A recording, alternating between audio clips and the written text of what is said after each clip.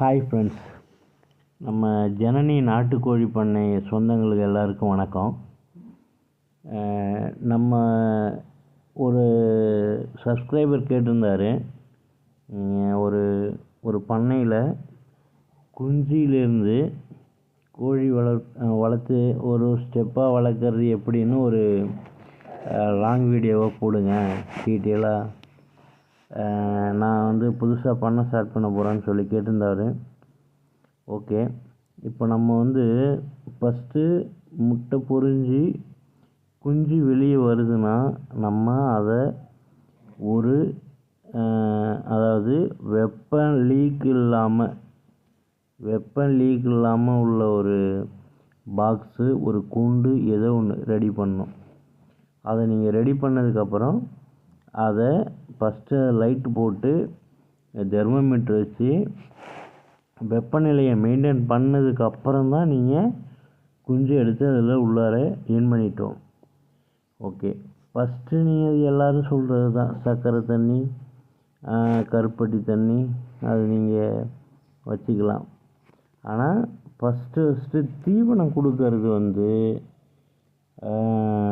இந்த கம்பு, கேவுரு இதெல்லாம் அரைச்சி போடுவாங்க இல்லையா, அதெல்லாம் போட்டிங்கன்னா அதுக்கு ஜீரண கோளாறு வருது இப்போதைக்கு. நீங்கள் இப்போ ஏன்னா நம்ம கூண்டுக்குள்ளாரே வச்சுருக்கோம். இப்போ கோழி கூட இருந்துச்சுன்னா அது இங்கேருந்து இப்போ ஒரு கோழி 10 மைல் தூரம் நடக்குமா ஒரு நாளைக்கு. அப்போது அந்தளவுக்கு நடக்கிறதுக்கு அதுக்கும் சக்தி வேணும் இல்லைங்களா. அப்போது அந்தமாரி இருக்கும்போது ஜீரணத்தன்மை ஈஸியாகும். அந்தமாரி குஞ்சுகளுக்கு நீங்கள் நம்ம கேவுரு, கம்பு இதை இடித்து போட்டால் போதும். ஆனால் கூண்டுக்குள்ளாரே வளர்கிறதுக்கு அங்கே நடக்கிறதுக்கு பிடிக்கிறதுக்கு இடம் கிடையாது, வேறு வேலை இல்லை, எங்கேயும் போக முடியாது. அதனால் எஸ்கேஎம் தீவனம் தான், ப்ரீ ஸ்டார்டர் தான் கரெக்டாக இருக்கும். அதில் நல்ல ரிசல்ட் இருக்குது. ஏன்னா நான் அனுபவிச்சது சொல்கிறேன் உங்களுக்கு. மற்றவங்க எப்படி என்னன்னு நமக்கு தெரியாது. நான் என்னுடைய அனுபவத்தை நான் அனுபவித்து உருவாக்குனதை நான் உங்கள்கிட்ட ஷேர் பண்ணுறேன். ஓகே, அடுத்தது அந்த குஞ்சுக்கு தீவனம் போடுறதுக்கு முன்னாடி கீழே நியூஸ் பேப்பர் தாங்க வைக்கணும். நீங்கள் வேறு எது வச்சாலும் அந்த கழிவு அது சாப்பிட்டுச்சுனாக்கா திரும்ப அவங்களுக்கு என்ன ஆகிடும், வைரஸ் அட்டாக் ஆகிடும். அப்புறம் நீங்கள் அதை காமது பண்ணவே முடியாது. ஒன்று மாற்றி ஒன்று அதுக்கு அப்படியே எல்லாம் காலி ஆகிடும். அதனால் அதுக்கு 2 hours ஒரு டைம் நீங்கள் நியூஸ் பேப்பரு மாற்றிக்கிட்டே இருக்கணும். அதுக்கு எவ்வளோ நாள் வரையும்? 20 days வரையும். அதுக்கப்புறம் நீங்கள் 20 daysக்கு அப்புறம் நீங்கள் பாட்டத்தை அந்த நம்ம கிரீன் வாலர் இருக்குது இல்லைங்களா, அதால் கட்டிட்டு அந்த மேலே பாட்டை க்ளோஸில் இருக்கிறத ரிலீஃப் பண்ணி விட்டுடணும். ஆனால் சைடு ஃபுல்லாக பக்காவாக க்ளோஸில் இருக்கணும். இதில் இன்னொரு விஷயம், இந்த பாட்டை ரிலீஸ் பண்ணதுக்கு பிறகு அந்த கூண்டு இருக்குது இல்லையா, அந்த ஏரியாவில் அந்த கூலிங்கான ஏர், இந்த குளிர் நாளில் மழை நாளில் கூலிங்கான ஏர் உள்ளார ஃபார்ம் ஆகக்கூடாது. ஏன்னா எனக்கு ஃபார்ம் ஆகி அதுமாரி நான் அது நமக்கு ஏறாத மாரி ஒன்றும் சொல்லாதனால நான் கவனிக்கலை. கிட்டத்தட்ட 100 குஞ்சு இறந்து போச்சு என்னுடைய பண்ணையில். அதனால் அதுக்கப்புறம் தான் நான் தெர்மோகோல் வாங்கிட்டு லாக் பண்ணேன். நான் அந்த சேலை கீழே துணியெல்லாம் வச்சு கட்டி பார்த்தேன், அதெல்லாம் ஒன்றும் அவ்வளோ கம்ஃபர்டபுளாக இல்லை. தெர்மோகோலுக்கு மட்டும்தான் அது கண்ட்ரோல் ஆச்சு. அதுக்கப்புறம் நீங்கள் இந்த மாதிரி க்ளோஸ் பண்ணிவிட்டு குஞ்சு பாட்டை ஓப்பன் ஓப்பன் பண்ணி விட்டு, ஆனால் அப்போவும் டெம்பரேச்சரில் தான் இருக்கணும். அப்போ உங்களுக்கு ஒரு 20 days 15 days ஆகிடுது இல்லைங்களா, நல்லா ரெக்கை வந்துடும். அப்புறம் அது அந்த அதிக டெம்பரேச்சர் தேவையில்லை, அதுக்கு ஒரு லைட் மட்டும் எரிஞ்சால் போதும். இது ஒரு 30 days வரையும் இருந்தால் போதும். அதுக்கப்புறம் அவங்களுக்கு வெப்பநிலை தேவையில்லை. பட் இருந்தாலும் நீங்கள் அடுத்த செட்டு எடுக்கும்போது இதை செப்பரேட் பண்ணுறதுக்கு அதுவுமே பாதுகாப்பான கூண்டாக தான் இருக்கணும். நீங்கள் வெளியிலலாம் விடக்கூடாது. எப்படி அது 200 கிராம்ஸ் வெயிட் வர வரையும் அந்த குஞ்சை வெளியில் விடக்கூடாது. இது நான் அனுபவித்த உண்மை 100%.